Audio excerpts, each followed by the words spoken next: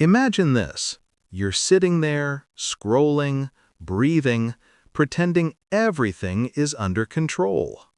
And meanwhile, life is quietly placing warning labels all over your behavior.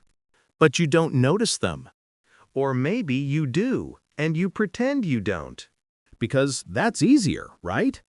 It's always easier to look away from the fire than to admit you're the one holding the match. Psychology has a name for this. It's called self-destruction by habit. And if you're doing this one thing, this one subtle, innocent-looking little behavior, you are quietly ruining yourself from the inside out. But sure, keep scrolling. You're fine.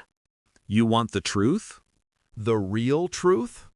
It's this: you delay your life. You procrastinate on your healing, your goals, your conversations, your decisions. You delay everything that matters and entertain everything that doesn't. It's not just procrastination, it's self-preservation gone wrong. Psychology calls it avoidance coping, but let's not sugarcoat it. It's self-sabotage with a polite smile. Think about it. You know exactly what you need to do. You know the call you should make, the plan you should start, the boundary you should set, the person you should let go of. And yet, you wait.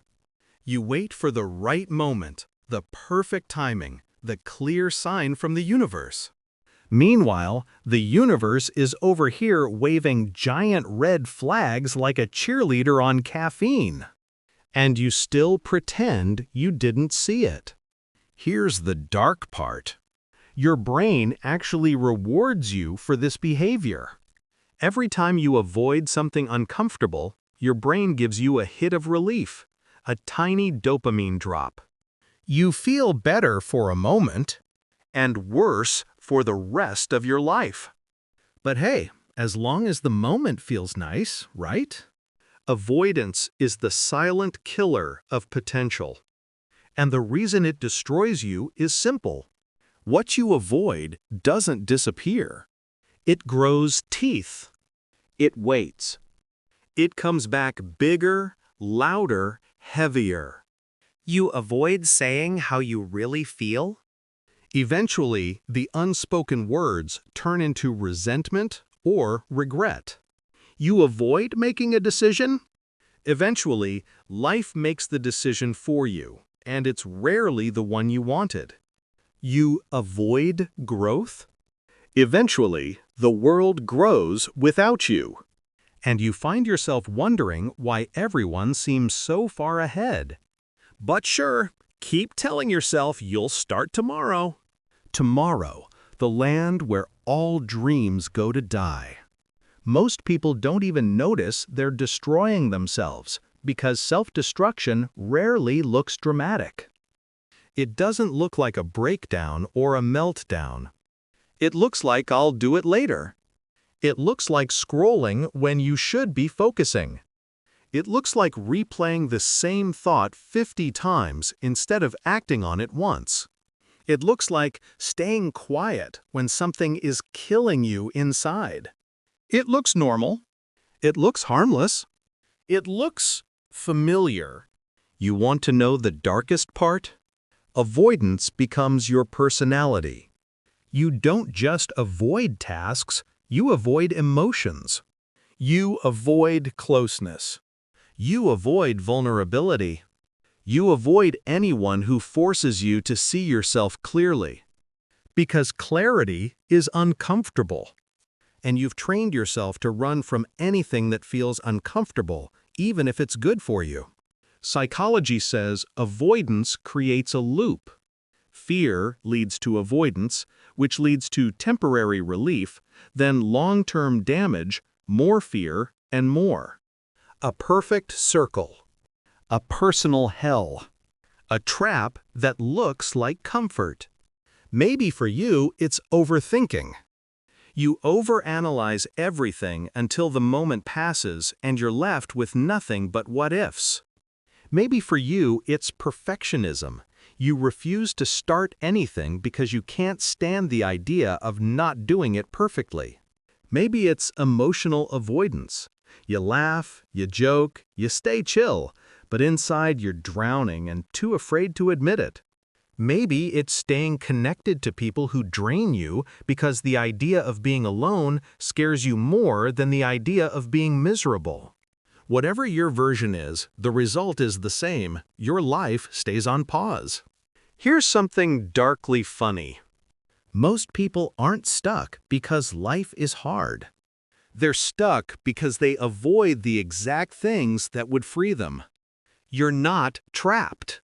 You're comfortable. And comfort is the most dangerous prison of all because it doesn't feel like one. You want to know what psychology warns?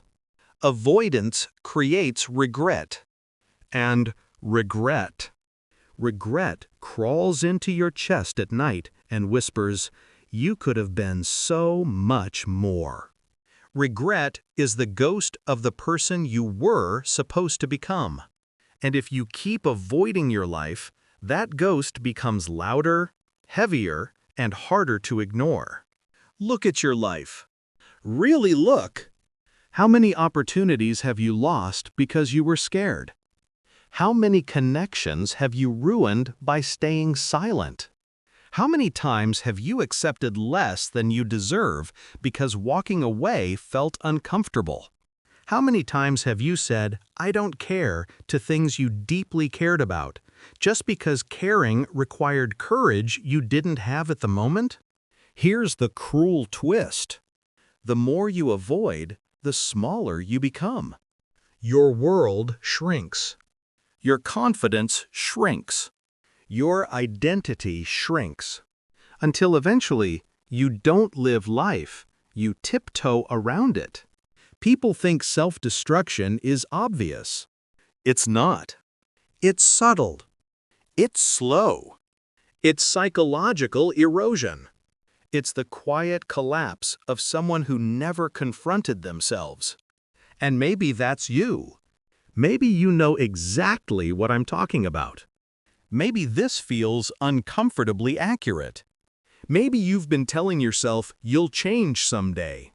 And maybe deep down, someday is a lie you've been repeating so long it almost sounds true. But here's the good news. Yes, there is some. Awareness is the beginning. The moment you notice the pattern, the moment you get honest about the fact that avoidance is controlling your life, that's when you take the power back. You don't need a perfect plan or a huge transformation. You just need one thing: to stop running. Do one uncomfortable thing. Send the message. Start the task. Set the boundary. Say the truth. Take the step. Because destruction happens slowly. But so does rebuilding. And remember this: you will never escape the things you avoid. You will only meet them unprepared. The version of you 5 years from now is watching you right now, hoping you stop choosing comfort over growth. Hoping you stop destroying yourself with softness disguised as safety. So the question is simple. Will you keep avoiding your life? Or finally start living it?